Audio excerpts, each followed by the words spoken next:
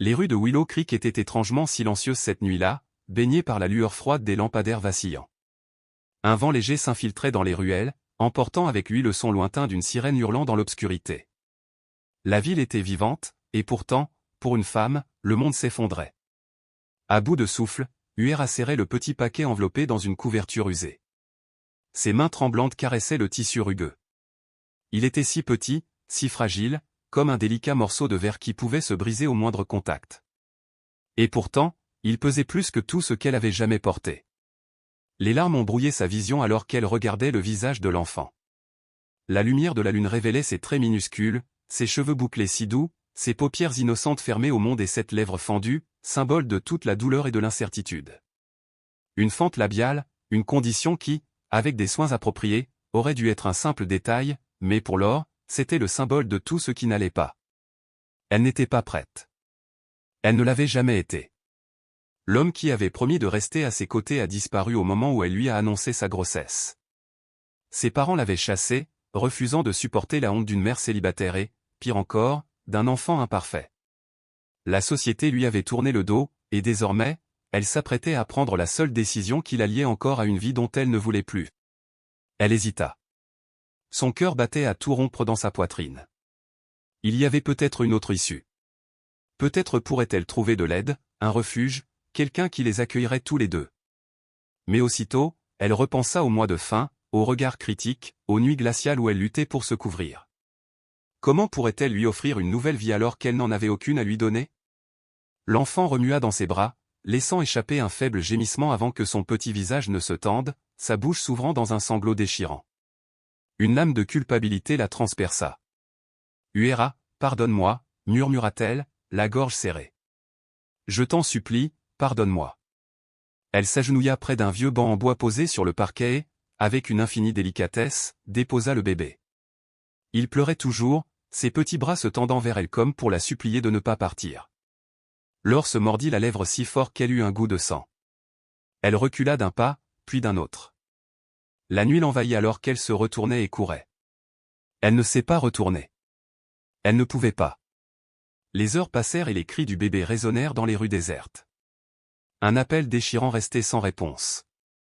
Il était trop jeune pour comprendre le monde qui l'entourait, trop innocent pour réaliser qu'il venait d'être abandonné.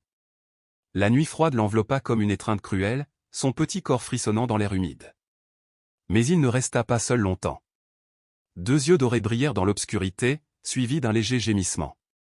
Une ombre s'approcha, reniflant l'enfant. C'était un chien, un gros cabot débraillé avec une fourrure emmêlée et des côtes dépassant de son mince pelage. Un errant, tout comme le bébé. Le chien poussa un petit gémissement suppliant et toucha l'enfant avec le bout de son museau froid. L'odeur étrange, un mélange de lait et d'autres choses éveilla en lui un instinct. Un instinct profond et protecteur. Le chien tourna la tête vers la rue déserte et poussa un aboiement profond et guttural. Puis un autre, plus fort, encore et encore, jusqu'à ce que le bruit déchire le silence de la nuit comme une alarme. Un peu plus loin, la lumière vacillante d'un petit appartement s'alluma. Un rideau bougea et la porte d'entrée s'ouvrit en grinçant. Une femme sortit, resserrant son manteau autour de son corps. Son regard inquiet scruta la rue à peine éclairée avant de se fixer sur la source des aboiements. Le chien, sentant sa présence, aboya de nouveau avant de reculer légèrement. C'est alors qu'elle l'a vu, ce petit paquet posé sur le banc. Son souffle se bloqua dans sa gorge alors qu'elle se précipitait en avant, soulevant soigneusement la couverture effilochée. « Mon Dieu » murmura-t-elle. Un bébé. L'enfant poussa un nouveau cri, ses petits doigts se refermant dans le vide comme s'il cherchait de la chaleur. La femme, Sarah, était infirmière. Elle avait vu beaucoup de choses au cours de sa carrière, mais là, c'était autre chose.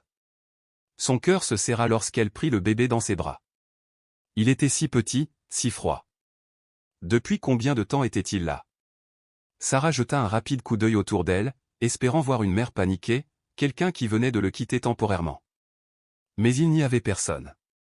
Seulement le chien, qui l'observait avec trop d'intelligence, la queue remuant doucement comme s'il comprenait qu'il avait fait quelque chose de bien. Elle a dû faire un choix.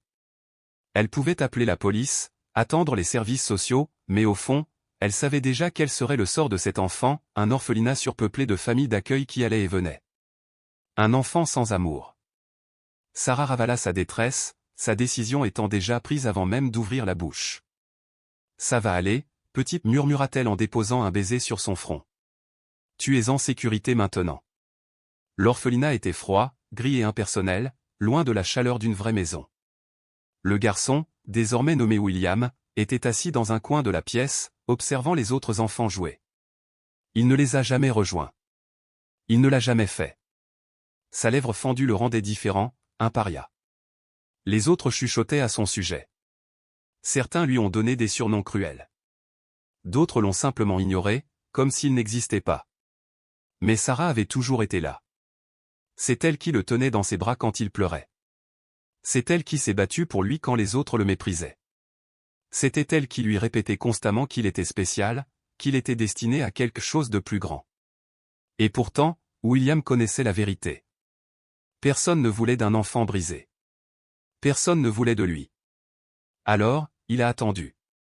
Il attendait le jour où quelqu'un le verrait enfin, non pas pour son défaut, mais pour qui il était vraiment.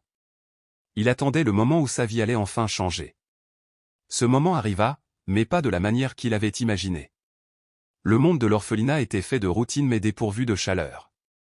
Les journées passaient dans un flou monotone, réveil, repas, école, corvée, heure du coucher. Le même cycle se répétait encore et encore, comme une boucle sans fin à laquelle William ne pouvait échapper. À seulement 7 ans, il avait déjà compris une cruelle vérité sur la vie, certains étaient recherchés, d'autres non. Assis seul sur le tapis élimé dans un coin de la salle de jeu, William observait les autres enfants. Il n'a jamais joué avec eux. Non pas parce qu'il ne le voulait pas, mais parce qu'il avait arrêté d'essayer depuis longtemps. La première fois qu'il s'était approché d'un groupe d'enfants, ils avaient regardé sa lèvre fendue, chuchotant et riant entre eux. « Pourquoi ta bouche est-elle comme ça ?» demanda une fille en fronçant le nez. Avant qu'il puisse répondre, un garçon avait ricané. « On dirait que quelqu'un a essayé de te faire reculer. » Le rire piquait. William avait resserré ses poings de suture et s'était éloigné. C'était il y a des années, mais la brûlure du rejet ne l'avait jamais quitté. Il resta donc seul dans son coin, ses petits doigts traçant machinalement les fils de sa chemise. Son seul compagnon était un petit chien en peluche usé, un cadeau de Sarah pour son premier anniversaire à l'orphelinat. C'était vieux maintenant. Il manquait un bouton pour un œil, mais William ne le lâcha jamais. C'était son seul réconfort, la preuve qu'à un moment donné, quelqu'un avait pris soin de lui. Mais tout a changé le jour où le millionnaire a franchi la porte. C'était un après-midi ordinaire lorsque le rugissement d'un moteur résonna devant les portes. Les enfants n'y prêtèrent aucune attention. Les gens allaient et venaient constamment, parents adoptifs à la recherche de l'enfant parfait, donateurs prenant des photos pour des campagnes caritatives, fonctionnaires effectuant leurs chèques. Personne n'est jamais venu chercher William. Aujourd'hui, c'était différent. Les lourdes portes en bois grinçaient en s'ouvrant. La gérante, Madame Ellison, Lisa, ajusta sa tenue vestimentaire et affichait un sourire forcé pour accueillir le visiteur. L'homme qui entra ne ressemblait à personne que William ait vu auparavant. Il était grand, avec une confiance tranquille. Son costume sombre semblait coûter une fortune, taillé sur mesure pour sa carrure imposante. Ses chaussures brillaient sous la pénombre et la montre à son poignet devait valoir plus que les dépenses mensuelles de l'orphelinat. Tout chez lui respirait la richesse. Mais ce n'est pas seulement son apparence qui a retenu l'attention, c'étaient ses yeux perçants, calculateurs, mais cachant pourtant quelque chose de plus profond, quelque chose d'étrangement familier.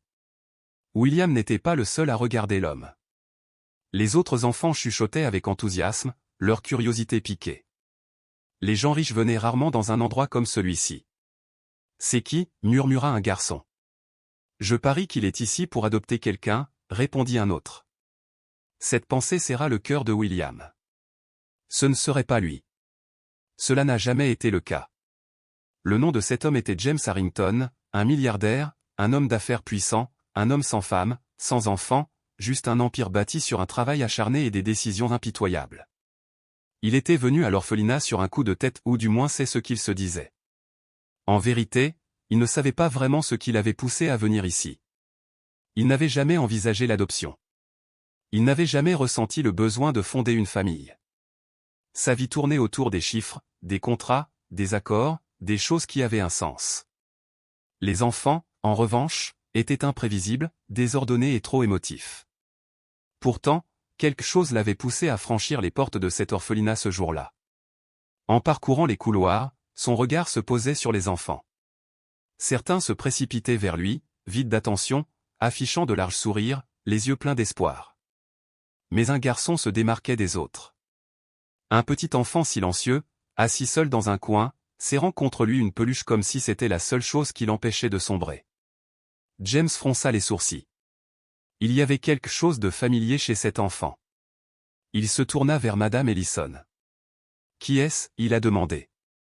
La directrice suivit son regard, son expression se durcissant légèrement.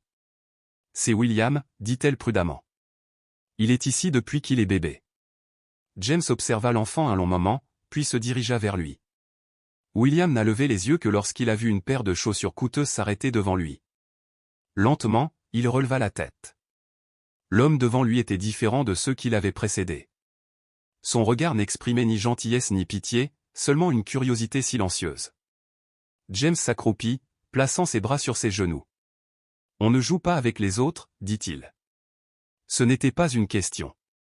William hésita, puis secoua la tête. « Pourquoi ?» Les doigts de William étaient tendus autour de son chien en peluche. « Ils ne veulent pas de moi, dit-il. » James haussa un sourcil. « Pourquoi pas ?»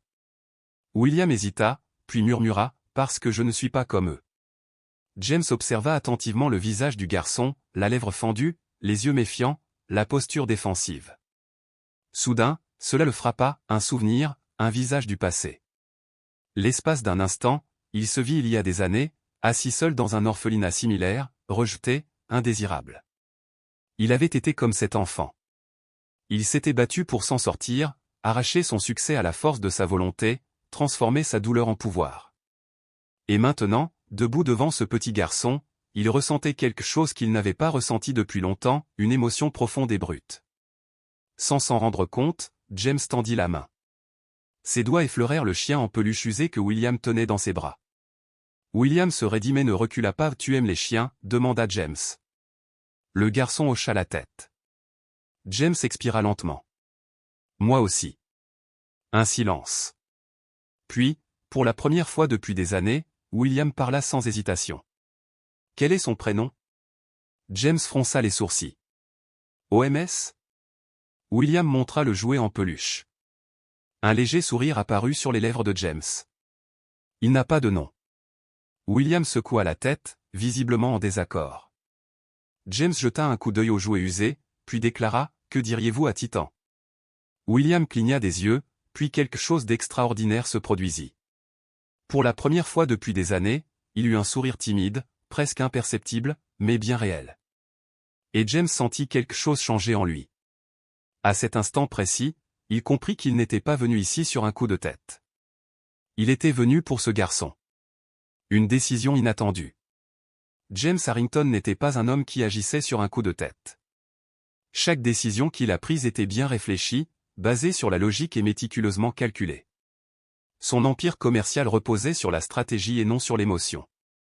Mais alors qu'il était assis en face de William dans le bureau exigu de l'orphelinat, il savait que cette décision était la plus impulsive de sa vie. Madame Ellison, la directrice de l'établissement, le regardait avec une surprise à peine dissimulée. « Voulez-vous adopter William » demanda-t-elle, comme si elle ne l'avait pas clairement entendu. James, perdu dans ses pensées, répondit simplement « oui ». Un silence. Elle croisa les mains sur le bureau, scrutant son visage. « Monsieur Harrington, avec tout le respect que je vous dois, en êtes-vous sûr ? Adopter un enfant n'a rien à voir avec l'acquisition d'une entreprise. » Elle hésita, jetant un coup d'œil au garçon assis à côté de lui, où il y avait un cas particulier. La mâchoire de James se serra. « Qu'est-ce que tu veux dire par là ?» Madame Ellison soupira et baissa la voix. « William est ici depuis qu'il est très jeune. Il n'a jamais été adopté ni même placé en famille d'accueil. Chaque fois qu'une famille envisageait de l'accueillir. » Elle fit une pause, choisissant soigneusement ses mots. C'est sa lèvre fendue, son tempérament discret, le fait qu'il n'a jamais essayé d'impressionner les parents potentiels comme le faisaient les autres enfants. Les gens voulaient un enfant facile. William n'était pas facile. Les yeux de James s'assombrirent. « Je ne vous ai pas demandé votre avis.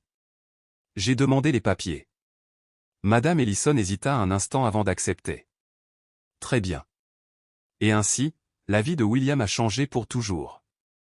Le trajet en voiture jusqu'au domaine de James s'est déroulé dans un silence pesant. Assis à l'arrière du véhicule noir et élégant, William se tenait raide, ses petites mains serrant le chien en peluche désormais officiellement nommé Titan. James, assis à l'avant, gardait les mains sur le volant, jetant de temps à autre des regards au garçon dans le rétroviseur. Il ne savait pas quoi dire. C'était une première pour eux deux. William n'avait jamais su ce que signifiait avoir une famille, et James n'avait jamais su ce que signifiait en être une. Après un long silence, James parla enfin. « Avez-vous faim ?» William hésita, puis hocha la tête. James attrapa son téléphone et passa un appel. « Maria, prépare quelque chose pour l'enfant. Quelque chose de simple. Des pâtes, peut-être ?» Une voix répondit à l'autre bout du fil. « Un enfant, monsieur ?» James jeta un coup d'œil à William dans le rétroviseur. « Oui. Je t'expliquerai à mon arrivée. » Il a raccroché. William regardait le paysage par la fenêtre. Les rues passèrent peu à peu des quartiers urbains vers des avenues plus cossues. Les routes s'élargissent, les maisons s'agrandissent. Le monde extérieur n'avait rien à voir avec l'orphelinat. Lorsqu'ils entrèrent enfin dans l'immense allée d'un imposant manoir, les doigts de William se resserrèrent autour de Titan. Ce n'était pas seulement une maison. C'était un royaume. Une maison qui n'avait pas encore l'âme d'un foyer. Les portes d'entrée s'ouvrirent et une femme d'une cinquantaine d'années attendait, Maria, la gouvernante. Ses yeux s'écarquillèrent légèrement lorsqu'elle aperçut William, mais elle cacha rapidement sa surprise. « Bienvenue chez vous, monsieur Harrington. » Elle tourna alors son regard vers William. « Et tu dois être William. » Il n'a pas répondu. C'est James qui a parlé à sa place. Son nom est William. Il vivrait ici en permanence. Une lueur passa furtivement dans les yeux de Maria, mais elle se contenta d'acquiescer. « Bien sûr, monsieur, dit-elle. » William suivit James à l'intérieur, son regard explorant le vaste hall, les peintures coûteuses, l'imposant escalier. Tout semblait impeccable, parfait et intact. Mais quelque chose semblait creux. James le conduisit à l'étage et s'arrêta devant une porte. « Voici votre chambre, dit-il en l'ouvrant. » À l'intérieur se trouvait une grande fenêtre donnant sur la ville, des étagères remplies de livres, de jouets et d'objets que William n'avait jamais possédés auparavant. Mais William ne bougeait pas. James le regarda un instant avant de s'éclaircir la gorge. « Maria t'apportera ton dîner. Si tu as besoin de quelque chose, demande-lui. » Puis il s'éloigna en fermant la porte derrière lui. William resta au centre de la pièce, regardant l'espace inconnu. Il aurait dû être heureux, mais à la place, il ressentait autre chose, la solitude. Ce n'était pas sa maison, pas encore. Une maison silencieuse, un père lointain. Les jours passèrent, puis les semaines. William comprit que James était rarement à la maison. Ses journées étaient remplies de réunions, d'appels et de voyages d'affaires. Quand il était à la maison, il n'était pas vraiment présent. Il n'était ni cruel ni colérique, et n'ignorait pas complètement William. Mais il ne savait pas non plus comment être père. Les repas étaient lourds de silence. Les conversations furent brèves. La maison était trop grande, trop calme, trop vide. Maria était gentille. Elle s'assurait que William ne manquait de rien, mais elle n'était pas sa famille. Et Jacques? James était un étranger dans sa propre maison. Une nuit, alors que William était allongé dans son lit, regardant le plafond, il entendit des pas derrière sa porte. Une ombre passa à travers la brèche. Il se redressa. Pendant un instant, il pensa que peut-être James frapperait, peut-être entrerait pour dire quelque chose. Mais les pas s'éloignèrent et la maison redevint silencieuse. Ce fut la première fissure dans la glace. Un matin très difficile, William était assis à la table du petit déjeuner, grignotant sa nourriture en silence lorsqu'il entendit Maria se disputer avec quelqu'un près de la porte d'entrée. Une voix de femme aiguë et accusatrice. Intrigué, William glissa de sa chaise et marcha dans le couloir. À travers l'entrebâillement de la porte, il aperçut une inconnue debout dans le grand hall, les bras croisés, regardant furieusement James. « J'ai tout l'argent que tu peux avoir, James, a-t-elle crié. Vous ne pouvez pas simplement acheter un enfant. » Guillaume se figea. La voix de James était calme mais glaciale. « Je ne l'ai pas acheté. La femme eut un ricanement amer. Alors comment appelles-tu ça? Tu n'as jamais voulu fonder une famille. Tu ne sais même pas par où commencer pour élever un enfant. La mâchoire de James grinça. Ce ne sont pas tes affaires. Non, rétorqua la femme, car d'après ce que j'ai entendu, ce gamin parle à peine. Il reste seul, comme toi quand tu étais enfant. Silence. James ne répondit pas. La femme soupira. James, je te connais. Tu n'es pas père. Tu ne sais même pas comment l'être. L'estomac de William se serra. Avait-elle raison? James allait-il se rendre compte qu'il avait fait une erreur? Allait-il le renvoyer? La femme secoua la tête. On ne répare pas son passé en adoptant un enfant. La voix de James, lorsqu'il parla enfin, était à peine audible. Je n'essaie pas de réparer mon passé. Qu'est-ce que tu fais, alors? Elle a demandé. James ne répondit pas, mais William sentit une légère hésitation dans sa voix. Pour la première fois, James Harrington ne ressemblait plus à l'homme d'affaires impassible. Il semblait perdu, tout comme William. Et pour la première fois, William se demanda si peut-être ils n'étaient pas si différents l'un de l'autre. Les jours passaient comme une rivière lente, régulière et lointaine. William vivait dans le manoir depuis des mois, mais cet endroit ne lui donnait toujours pas l'impression d'être chez lui. C'était comme un fantôme dans sa propre maison. James allait et venait, occupé par ses affaires, suivant les réunions et les négociations. À table, ils se faisaient face avec leurs assiettes remplies, mais les mots étaient rares. Maria a essayé de combler le vide en lançant quelques conversations douces, mais elles se sont rapidement éteintes. Un soir, alors qu'ils étaient plongés dans leur silence habituel, William parla enfin. « Pourquoi m'as-tu adopté ?» James, qui venait de boire une gorgée de vin, faillit s'étouffer. Il posa son verre et s'éclaircit la gorge. « Désolé. » Les doigts de William se tendirent autour de sa fourchette. « Pourquoi moi? Tu ne me parles pas. Tu es toujours occupé. Tu n'aimes même pas les enfants. » James poussa un soupir et s'appuya en arrière sur sa chaise, massant ses tempes. « Ce n'est pas si simple. »« Alors explique-moi, » insista William. James le regarda. Le visage de William était impassible, mais sa voix portait quelque chose que James ne connaissait que trop bien, la solitude. James expira lentement. « Je n'ai pas de réponse qui puisse vous satisfaire. » Le cœur de William se serra. « Alors tu le regrettes? » James resta longtemps silencieux, puis répondit finalement, « Non, je ne le regrette pas. » Ce n'était pas la réponse à laquelle William s'attendait, mais ce n'était pas suffisant non plus. Un soir, James rentra plus tôt que d'habitude. Il s'attendait au même silence pesant, mais un son inhabituel le surprit, un rire. Cela venait du salon. James entra et découvrit Maria assise par terre avec William, un jeu de cartes étalé entre eux. William souriait. C'était la première fois que James le voyait vraiment heureux. Maria vit James et se leva rapidement. « Oh, monsieur Harrington, nous étions justes. » James leva la main. « Ce n'est rien. » Immédiatement, William baissa les yeux, son expression se fermant. Les murs qu'il venait d'abaisser se relevèrent à nouveau. James hésita avant de parler. « À quoi joues-tu » Maria jeta un coup d'œil à William, attendant qu'il réponde. Il haussa simplement les épaules. Elle a fini par dire, « C'est un jeu de famille. » James hocha la tête. Il n'avait jamais joué. Eh bien, il n'avait jamais vraiment joué à aucun jeu. Mais en regardant William toucher le bord d'une carte, quelque chose lui devint évident. Il ne connaissait pas son propre fils. Et cela allait changer. Le week-end suivant, James a annulé ses rendez-vous. Maria a failli laisser tomber une assiette quand il lui a dit qu'il restait à la maison. « Est-ce que tu te sens bien ?» demanda-t-elle avec méfiance. Samedi matin, James a frappé à la porte de William. Il l'ouvrit, l'air surpris. James s'éclaircit la gorge. « Je pensais que nous pourrions faire quelque chose aujourd'hui. » Guillaume fronça les sourcils. « Quoi, par exemple ?» James hésita. « Qu'est-ce que les enfants aiment faire ?» William le regarda un instant, puis, malgré lui, éclata de rire, un petit rire, à peine un souffle, mais sincère. James haussa un sourcil. « Quoi ?» William secoua la tête. « Tu es vraiment mauvais pour ça. » James soupira, massant ses tempes.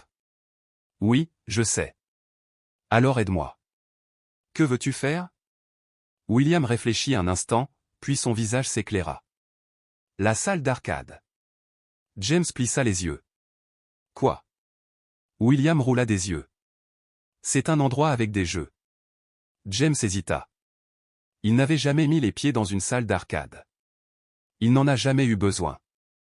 Mais quand il vit l'excitation briller dans les yeux de William, une excitation qu'il n'avait jamais vue auparavant, il prit une décision. D'accord, allons-y.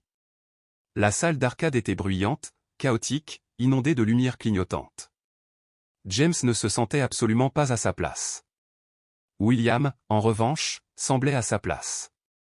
Son regard sautait d'un jeu à l'autre, ses mains frémissaient d'impatience à l'idée d'appuyer sur les boutons. James le regarda courir vers une machine et la montrer du doigt. Celui-là. Il s'appelle Street Fighter. James jeta un coup d'œil à l'écran. Deux personnages pixelisés se battaient. Il n'avait absolument aucune idée de ce qui se passait. William lui tendit un contrôleur. Tu joues aussi. James hésita. William s'assit à côté de James, et pendant quelques secondes, le jeu commença. Le personnage de William a donné un coup de poing et celui de James s'est retourné avant de s'effondrer. William éclata de rire, mais James fronça les sourcils. Que vient-il de se passer? Demanda James. Vous avez perdu, dit William, son ton plein d'amusement. James plissa les yeux. Je ne perds jamais. William sourit.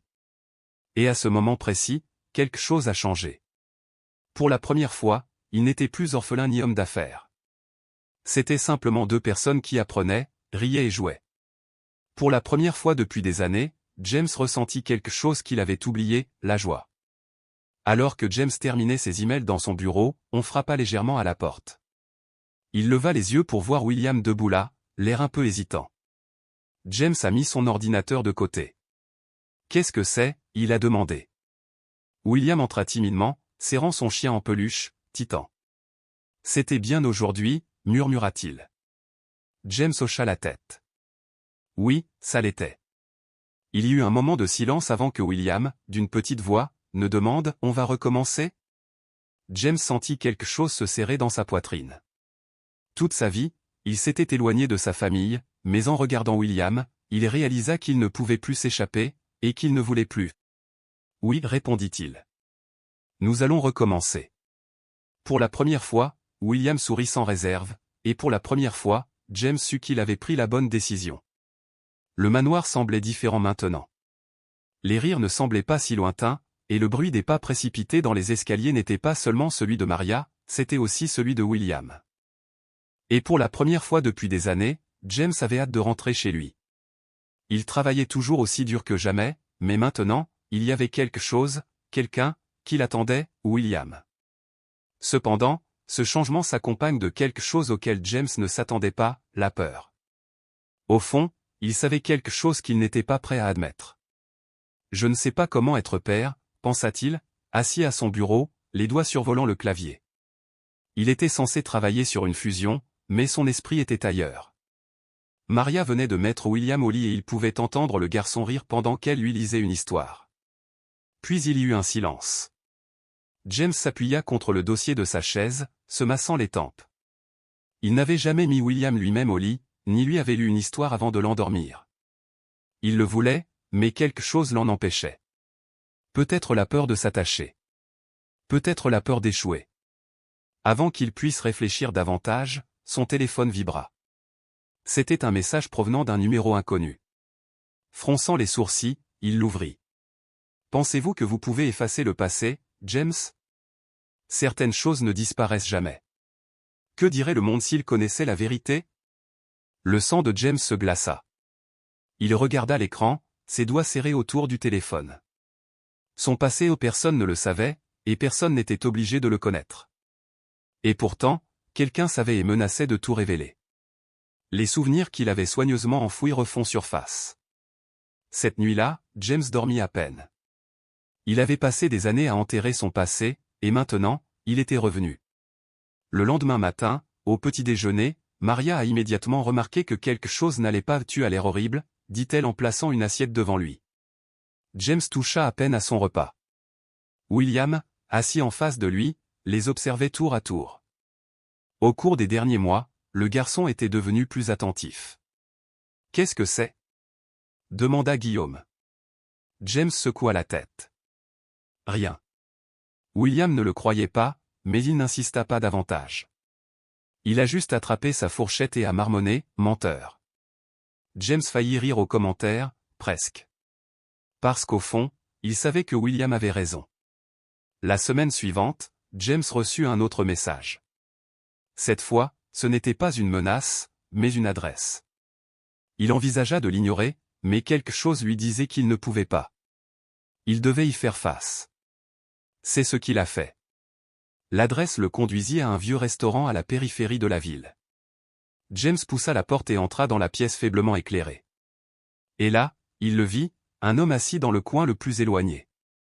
Son visage était plus dur, plus marqué que dans les souvenirs de James, mais ses yeux n'avaient pas changé, froid, calculateur. Le souffle de James se coupa. « Victor » murmura-t-il. Victor eut un sourire en coin. « Ça fait longtemps. » Les poings de James se serrèrent.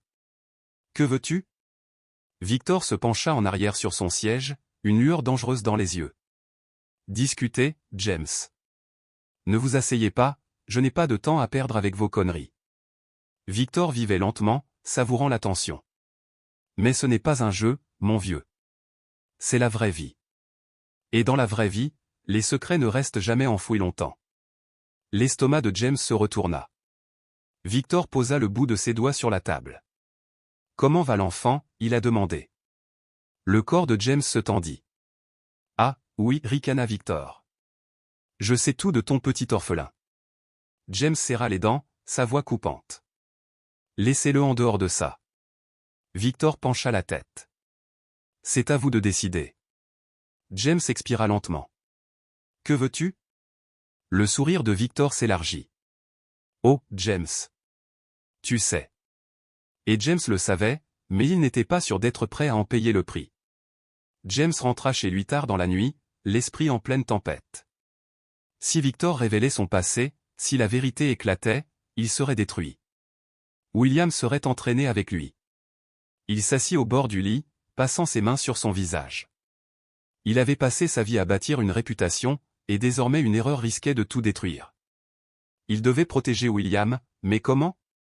Ses pensées furent interrompues par un coup frappé à la porte. Pensant que c'était Maria, il a appelé « Entrez ». Mais c'était William.